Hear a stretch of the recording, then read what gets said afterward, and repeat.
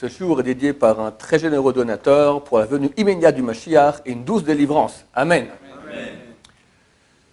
On a lu dans cette semaine passée, nous, hier, Shabbat, et en France, ils liront Shabbat prochain, que quand quelqu'un dit une parole, il fait un éder, d'accord, lo yachel et varo, il ne doit pas profaner sa parole. Profaner, c'est-à-dire respecter ce que tu dis. Même si tu n'as pas fait de neder. Quelqu'un te dit quelque chose, ok, demain je te donnerai ça, rendez-vous demain à 9h, ok c'est bon, je suis d'accord, j'accepte, pas revenir sur ce qu'on dit. Avoir une bouche qui est propre, une bouche qui est vraie, une bouche qui est honnête, une bouche qui dit que des paroles justes. Celui qui est émette dans sa bouche, qui est vrai, alors c'est écrit que le Rav Frida il dit comme ça, alors Dieu il est mesure pour mesure. Tout ce que tu dis est vrai, donc quand tu dis maintenant tu fais une bracha pour quelqu'un, ben c'est vrai, je suis obligé de la réaliser. Tzadik gozer, le tzadik, il tranche, le Baruch Hu exécute. Le tzadik gozer, il dit, je tranche comme ça. Dieu dit, je ne suis pas d'accord. Moi, je dis oui. Et Dieu, j'ai pas le choix. J'ai pas le choix. T'entends à quel point? Pourquoi? Il a la bouche propre. Rabbi Sona Bashaoul, Zatzal, il disait un mot, ça se réalisait. Un mot. Une fois, un type, il vient ranger l'armoire comme ça, un menuisier. Combien je te dois? Il dit non, ça va, Rav, c'est bon, je fais gratuit. Non, combien je te dois? Alors son ami avec le Kvod Rav, il a pas fait une bracha pour que sa femme tombe enceinte. Un garçon. Après, le type dit non, mais ça va, j'ai déjà un garçon, j'aimerais pour une fille. Il dit trop tard. Il a dit un garçon. Fini, déjà enregistré, terminé, enregistré. Une fois, une femme vient le voir avec Kvod Rav, j'aimerais une bracha pour un enfant, un garçon. Non, pas pour moi, pour ma fille. Ah bon, amenez votre fille, un garçon. Après, il dit, où est le problème qu'une mère et une fille, elles accouchent le même jour? Elles ont accouché le même jour.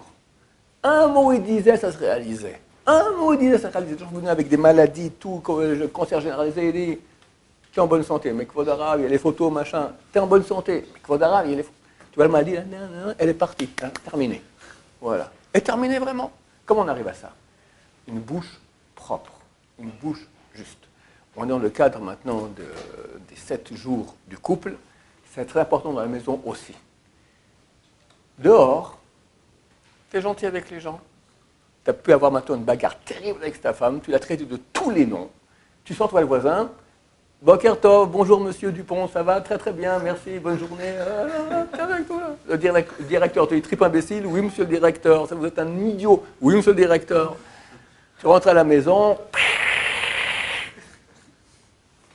les feux de l'enfer, comme disait l'autre. D'accord? Non. Le contraire exactement. À la maison, tu rentres, c'est la shrina. J'ai raconté ça dernièrement. Rav Shmuel Auerbach, celui qui n'a jamais dit, qui n'a jamais fait une chose mauvaise contre sa femme, une fois il rentre à la maison et il rentre avec un elfe, il fait avec ses amis, il fait un peu comme ça. Il me dit, Rav, ça va, vous êtes propre, enfin, qu'est-ce qui se passe? Oui, je sais, mais je rentre maintenant rencontrer la shrina. Je vais rencontrer maintenant la présence divine. La femme dans la maison représente la présence divine. Je ne vais pas rentrer comme ça. Donc, il se prépare à rentrer maintenant, voir la présence divine. Quand quelqu'un il rend service à sa femme dans la maison, il fait le ménage, il plante un clou, d'accord, etc., il doit penser qu'il est mekachek la shrina, qu'il habille la shrina, qu'il donne des bijoux à la shrina. Parce que vraiment, la femme représente la shrina, la présence divine à la maison. Donc il faut beaucoup l'honorer. Pour cela, il faut faire attention à sa bouche. Le Chafetz Chaim, il pose la question. C'est marqué dans les habits du Kohen Gadol. Le Kohen Gadol avait 8 habits, dont un qui s'appelle le Meil, le manteau. C'est une sorte de manteau qu'il porte comme ça. Et en bas, il y avait Pahamon Verimon. C'est marqué dans la Torah, Pahamon Verimon. Une cloche et une grenade. Une cloche et une grenade. Avec des petites clochettes. Une grenade, c'est une sorte de rond comme ça, en laine. D'accord? La clochette, elle fait un gling, gling, gling. Et le rond, il est là comme ça.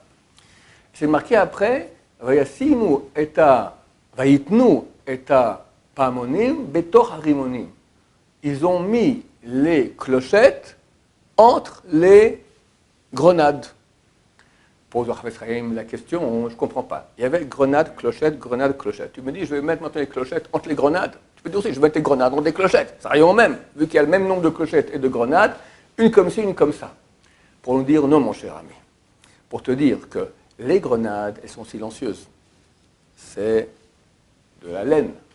Les clochettes ne sont pas silencieuses. Tu vas mettre les clochettes entre les grenades, qu'il y ait plus de silence autour d'une parole. Quand tu parles, tu réfléchis avant, tu réfléchis après, et tu parles le minimum qu'il faut parler. Ça veut dire ce qu'il faut, ce qui est important, pas tu me casses les pieds, pas tu me saoules, tu as vu la tête de ta mère ou tu as vu ton père, d'accord? Tu cavodes. Avec la femme, il faut beaucoup parler. Mais parler des compliments, des mots d'amour, de la gentillesse, vas-y, à fond. C'est de la mitzvah, tout c'est de la mitzvah. La mitzvah de l'Aftaïra, quand tu vas aimer ton prochain comme toi-même, la plus grande mitzvah qui va dire, c'est le sens de toute la Torah. Aimer son prochain, qui tu peux plus aimer que ta femme? Hein? Ça n'existe pas. Mais vas-y, fais cette mitzvah sans cesse. Mais les paroles désobligeantes, évidemment dans le couple, on se lâche. Donc elle t'a embêté, tu le rentres dedans. Jamais, chasse shalom. Au contraire, plus qu'avec tout le monde. On a vu dans le cours précédent, tu veux de l'argent?